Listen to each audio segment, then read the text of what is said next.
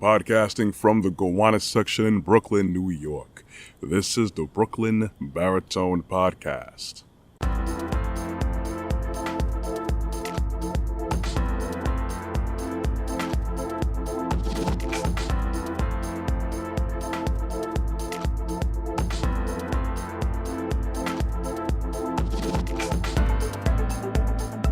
Hey, how you doing there? Thank you for joining me. As usual for me, it's good morning, but whenever you choose to decide to listen to my podcast, I hope we spark some interest and energize your day. I very much appreciate nighttime, afternoon, evening, or the morning with me. I always appreciate the looks, and I appreciate the likes and the support, and continue to support me by hitting the subscribe button with the notification bell for my YouTube channel, Brooklyn Baritone. The seduction, or I should say the seductive allure of wanting more. That's going to be my focal point today. Because we know that we have all our five senses, possibly more, and then we enjoy having certain things to the extent to satisfy our desires. But then we have the problem of having that off switch. Maybe we need that pause button. Maybe we need to have a little bit more humility to know that enough is enough. When I talk about these things, I talk about the current world that we live in right now. I know we are very, very visually stimulated beings. We love things to look a certain way. And there's nothing wrong with that because we have the God-given senses: hearing, sight, feeling, touch, taste, smell, all those things, and even a point of intuition. These things do need to be engaged so that we can go on with our day-to-day. It's how we're made. But then we kind of go overboard with a lot of things because people now have a tremendous industry, a tremendous interest in keeping our senses engaged to the max all the time. Now, it's great to have options, for style of clothes, the type of car you may drive, the type of person that you may be involved with, for the things that you acquire in your home, professional life, social life, entertainment, all of these things, all the above and more. But then we are so saturated with wanting more. It's led to a very empty type of existence and a very destructive type of existence. Now, when I could think of all types of things all the time, I'm going to talk about something regarding my experience as an IT professional. One thing I do remember there was like a straight buzz about was the BlackBerry mobile device. They're still around in a sense, but they are not at the capacity that they were, decades ago. Now, the whole reason that BlackBerry basically came to blow up was that they were one of the first to pioneer mobile security, basically for emails or message transmission being encrypted among big corporations and big government. And the thing is, that's socially caught on for some reason because many people attributed that of having that device or access to that device as being a bigwig, a CEO, a big baller, if you want to call that.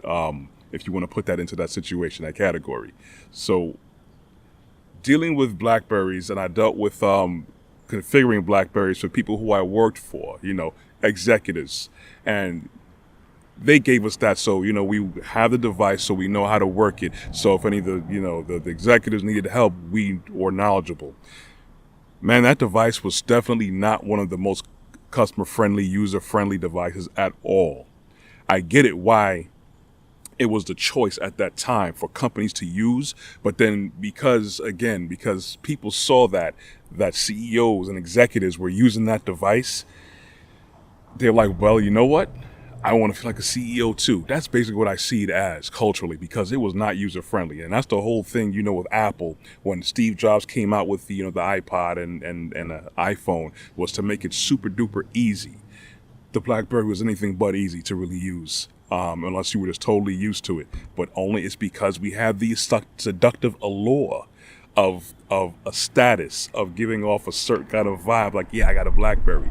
Yeah, but you're not utilizing it in the method that it was used for, that it was made for. So, I mean, of course, it was great for BlackBerry that the sales went up, but where is it now? Apple's still around, Samsung's still around, Droid is still around, Google bought Droid and everything. So certain things withstand the test of time, at least, for now, for our, short existence that I'm talking about in a few decades here. But again, that's how people could go down a rabbit hole with us wanting certain things, always wanting to have certain things because it looks a certain way or because, they feel that's going to satisfy their desire for attaining a certain level of satisfactory existence.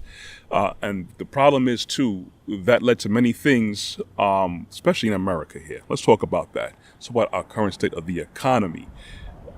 Basically, we were sold out by, you could say, the elites, those that control resources, those that control finances, because at one point America, yes, was way more industrious, per citizen than they are now. We're way more consumer state. Everyone knows that we are a consumerist country. And because we have the allure of sending a lot of our jobs overseas for our companies to have cheaper labor and to produce more. And then so much things now that we have are made in China. I don't have anything against Chinese people. They just, over there, those governments, those pioneers of industry, people are being exploited over there as well for our seductive allure to always have more. So as opposed to many more things that could have been produced here, manufactured here, these things, these jobs, these opportunities, these products now are shipped overseas where there's way more people that could be worked for way more hours at way less wages, so we can have our plastic trinkets from Dollar Tree or Family Dollar, or even more expensive toys, from a Best Buy or any other major retailer of goods. So while we were happily going down that path, getting more things, getting things for cheaper, getting things more available to us, we just wanted more. We had that allure, like, we can get it for cheap now. Let me get more of them. And then more companies started saying, let me go do business over there with China or Vietnam or Thailand or India or Mexico to get cheaper labor so we could now put more pacifiers in these babies that we're producing in America that just can't seem to be satisfied with what they have. So now we've been sold out, and we happily allowed ourselves to get sold out. Now, when I say we, I don't say every single person, but in general consensus, yes, because our captains of the industry here, quote unquote, our leaders of government, certain levels of government, sold us out so they can make big money, big products and profits, and then we get cheap trinkets. Basically what it sounds like to me, the whole sale of the Manhattan Island from the Indians, okay? They got sold some trinkets and a mirror and everything for all that prime real estate. That's basically where the place of the Native Americans right now, okay? We got sold out of something way bigger, way more valuable and priceless, for our ability to be a stronger industrial power, as this country once was at one point. We would have more freedom to do certain things. We would have more spending capacity and power than we do now. I'm only giving a couple of instances here, but these things are, from one small thing from the BlackBerry as an example, and then the major wider impact that's affecting us to this day right now, and because of our greed and short-sightedness and our allure of being seduced, of always wanting more and not having an off switch. Now China is a definite dominant force in the world economically, okay, based off of greed. So the thing I'm saying is that we can't allow ourselves to be overcharged and always wanting to desire things. That's one thing that we always leave out that ends up in destruction in the long run and misery. Our base feelings come from the Creator. It mirrors it. But then He has order, so therefore He has limitations. We take off those limitations. And once we start taking off those limitations, that's when issues arise. That's when problems start to come about. It's because that we do not have an off switch. I'm not saying it's bad to want nice things at all. And certain things, doesn't have to be absolutely perfect, but it's good to be presentable. So we can't allow ourselves to just get OCD with always wanting things to be a certain way. Certain things are not going to be how we want it all the time. And this is the kind of world that we try. We try to force perfection through our imperfection. It's not going to happen. We first have to have, of course, humility. But you have humility, we're going to have a better respect of everything around us. This earth, the resources that's in it, the other people that are on this earth. So we know not to go buy any conflict diamonds. We know not to go buy any or praise any products that has any conflict resources that are mined, because there's someone somewhere in the world that is being exploited for these things just so we can have it. Yes, we can argue the fact that Brooklyn Baritone has devices and he's, utilizing these things that you could be at the point of conflict, at the center of conflict. But at the same time, I'm going to utilize this platform, not just for what I want, but I'm out here early in the morning, busting these podcasts down just so I can help you have a better mindset, so I can help you connect to Elohim, our creator. Once you start doing that and getting on that proper path, then you will start to have a better respect for yourself and other people and where we come from and where we should be going. So you got to start making better conscious decisions about who you vote for, what products you buy, how much you should exercise, how polite you should be. So we will have limitations. It's good to have good things, but we have to have the ability to pump the brakes too. Well, that's all I got.